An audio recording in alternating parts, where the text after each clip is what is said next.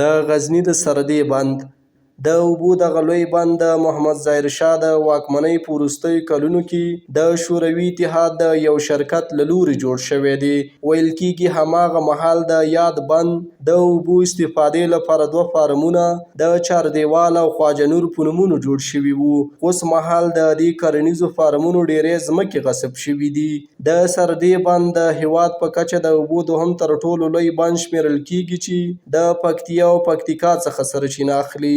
د رسمي شمیرو له مخې په هېواد کې د تېرې 40 کلنې جګړې د مخه یاد بند کې څه باندې 3500 کسان په دندو بوخت وو. تازه اسلامي امارت د دغه بند بیا ترمیم لپاره هڅې پیل کړي دي.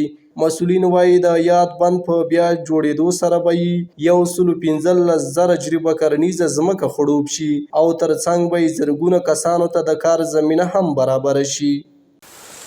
بند سردې پروژه خو داود په وخت کې ډیزاین شوې ده. دا بند چې دا کانالونه چې دي تقریبا یو کانال یې 22 کیلومتره بل کانال یې 22 کیلومتره غځېدلی ده او دغه بند تقریبا 1.5 لک جریبه ځمکه خړوبوي. په دغه پروژه کې مخکې 14 امریت یې درلودلو. اوس له 14 امریتو یو امریت پاته ده. که دا ورغول سي نو تر ډیره حده د ولس حاجات هم پکې پوره کیږي او د امارت د عوایدو لپاره یوه ښه لوړه سرچینه هم ده. د سردې بند څخه 2 لوی کانالونه تیر شوي چې یو یې ان تر ګیرو ولسوالۍ رسیږي.